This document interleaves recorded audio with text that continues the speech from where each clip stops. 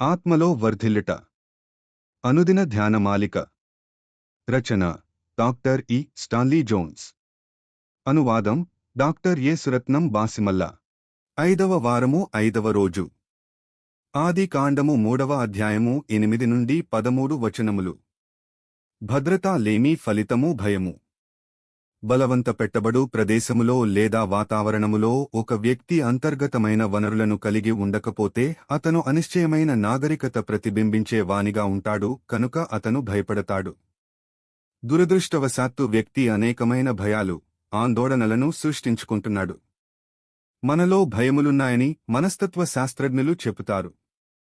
అవేవనగా పెద్ద శబ్దము వినబడుట వలన కలుగు భయాలు. ఇలా రకరకాలు. ఏ రకమైనవైనా భయాలు, ఆందోళనలన్నీ మనము పెంచుకున్నవటం చేత అవి మనవై ఉంటాయి.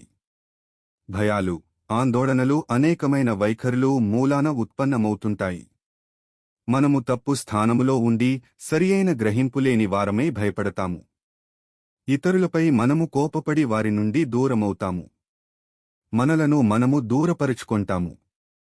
ద్వేషించుట ద్వారా మనలను మనము ద్వేషించుకొంటాము. మనము నేరాన్ని ఒప్పుకొనకుండా, విడిచిపెట్టకుండా మనలో దాచుకొంటాము. తద్వారా భయపడతాము. ఆదాము అవిధేయుడైనప్పటి మొదటి ప్రతిచర్య ఏదనగా, నేను పడ్డాను, దాగుకున్నాను అన్నాడు. ఆది కాండము 3:10. తాను వస్త్రహీనునిగా ఉన్నానని గ్రహించుకుని భయపడ్డాడు. కాని మరియొక ప్రధానమైన భయముంది.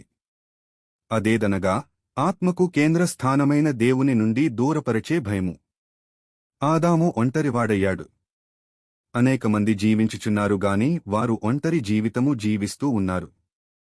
ఏ స్థలానికి చెందినవారుగా కాక జారెడు బెరడులా ఉన్నారని వారి హృదయాలు పరీక్షించుకుంటే వారెరుగగలరు కాబట్టి భయపడతారు. మనము దేవునికి చెందనివారమైతే మనము భయానికి చెందనివారము. దేవుని ప్రేమకుగాక అక్రమమైన ప్రేమకు కట్టుబడిన ఒక ఉదాహరణ నేను చెప్పగోరతాను. నేను పనిచేసే చోట నా యజమానికి మరియొక స్త్రీతో సంబంధము ఉండేది. ఆ విషయం ఎవరో నా యజమానుని భార్యకు చెప్పారు. భార్యాభర్తల మధ్య ద్వేషం పెరిగింది. ఆమె అతనితో గొడవపడి విడాకులు తీసుకున్నది.